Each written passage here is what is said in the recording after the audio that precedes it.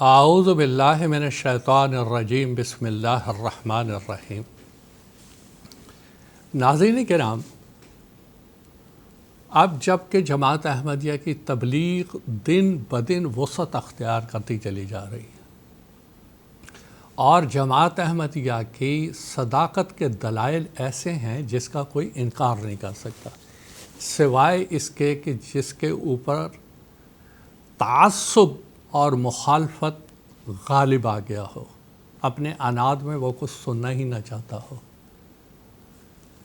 آج کے اس دور میں جو جماعت احمدیہ کی مخالفت ہو رہی ہے، اس کی وجہ سے بعض لوگ ایسے بھی ہیں جو کہ حضرت مسیح موعود علیہ الصلوۃ والسلام کو سچا سمجھتے ہیں، خلافت احمدیہ کو سچا سمجھتے ہیں، مگر مخالفت کے ڈر سے اور برادری کے مقاطعہ کے ڈر سے ان میں اتنی جرأت پیدا نہیں ہوتی کہ وہ باقاعدہ بیعت کر کے جماعت احمدیہ میں شامل ہو جائے۔ آج کی اس مختصر سی بات میں اپنے ان بھائیوں سے درخواست کرتا ہوں، دیکھیں سیدنا حضرت محمد مصطفیٰ صلی اللہ علیہ وسلم کا ایک حکم تھا، فَإِذَا رَأَيْتُمُوهُ فَبَايِعُوهُ وَلَوْ حَبًّا عَلَى الثَّلْجِ فَإِنَّهُ خلیفۃ اللہ المہدی، سنن ابن ماجہ کتاب الفتن، کہ اے مسلمانوں، جب تم امام مہدی علیہ الصلوۃ والسلام کو دیکھنا تو اس کی جماعت میں شامل ہو جانا، فَبَايِعُوهُ، اس کی بیعت کرنا۔ یہ حکم مرضی سے تعلق نہیں رکھتا تھا، سیدنا حضرت محمد صلی اللہ علیہ وسلم کا حکم تھا۔ ایک دفعہ آپ مسجد نبوی میں خطاب فرما رہے تھے، آپ نے فرمایا بیٹھ جاؤ۔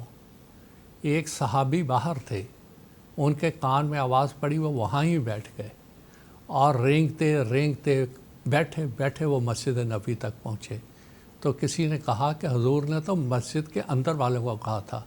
کہنے لگے نہیں، یہ آواز میرے کان میں پڑی تھی، بیٹھ جاؤ، تو میں وہاں ہی بیٹھ گیا۔ میں نہیں چاہتا تھا کہ میں مسجد پہنچ کے بیٹھوں، اگر اس بیچ میں میری موت آ جاتی تو میں تو نافرمان بن کے حضور کا اللہ کے حضور حاضر ہوتا۔ میرے بھائیوں، اس سے آپ سبق سیکھیں، یہ مرضی کی بات نہیں ہے، یہ اس بات کا تاکید حضور نے فرمائی ہے، فَبَايِعُوهُ، اس کی ضرور بیعت کرنا۔ اب بیعت کرنے کے نتیجے میں مخالفت بھی ہوگی، لیکن اس کو برداشت کرنا ہوگا۔ حضرت بلال بن رباح رضی اللہ تعالیٰ عنہ کی مثال ہمارے سامنے ہے، کتنے دکھ ان کو دیے گئے۔ حضرت عمار رضی اللہ تعالیٰ عنہ کی مثال ہمارے سامنے ہے، ان کے والد حضرت یاسر رضی اللہ تعالیٰ عنہ کی مثال ہمارے سامنے ہے، ان کی والدہ سمیہ کی مثال ہمارے سامنے ہے۔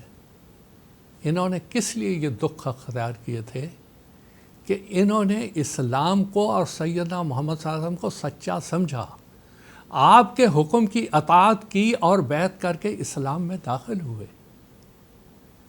عصر حاضر میں حضرت صاحبزادہ عبداللطیف صاحب شہید رضی اللہ تعالیٰ عنہ کو افغانستان میں پتھر مار مار کر شہید کر دیا گیا۔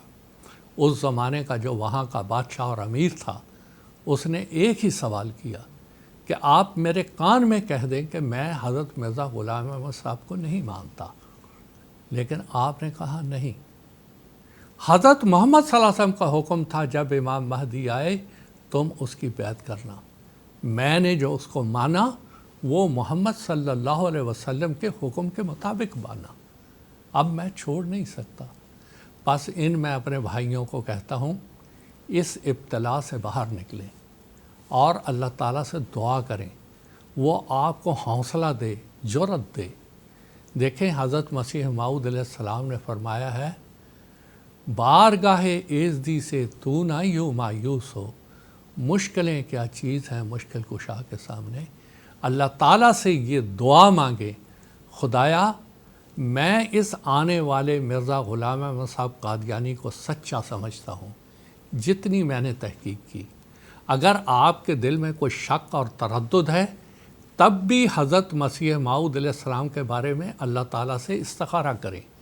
حضرت مسیح موعود علیہ السلام نے اپنی کتاب نشان آسمانی میں یہ بتایا ہے کہ 15 دن کم از کم آپ 2 رکعت نماز پڑھیں۔ پہلی رکعت میں سورہ فاتحہ اور سورہ یاسین، دوسری رکعت میں سورہ اخلاص 20-22 دفعہ پڑھیں، 300 مرتبہ درود شریف اور استغفار پڑھیں اور توبۃ النصوح کریں۔ خالی ذہن ہو کے اللہ تعالیٰ سے یہ دعا کریں، خدایا اگر یہ شخص مرزا غلام احمد صاحب قادیانی سیدنا حضرت محمد صلی اللہ علیہ وسلم کی پیشگوئیوں کے مطابق آیا ہے، مجھے اسے قبول کرنے کی توفیق عطا فرما، اور میرے راہ میں جتنی رکاوٹیں ہیں اور شیطان جتنے وسوسے میرے میں ڈال رہا ہے ان سب کو عبور کرنے کی مجھے توفیق دے، تاکہ میں اللہ اور حضرت محمد مصطفیٰ صلی اللہ علیہ وسلم کا نافرمان بن کر اس دنیا سے نہ جاؤں۔ میں جب جاؤں تو اس عزم کے ساتھ جاؤں کہ میں نے حضور صلی اللہ علیہ وسلم کے حکم کو مانتے ہوئے جماعت احمدیہ کو قبول کیا، اور میں حقیقی اور پکا اور صاف مسلمان ہوں۔ اللہ تعالی ہم سب کو اس کی توفیق عطا فرمائے۔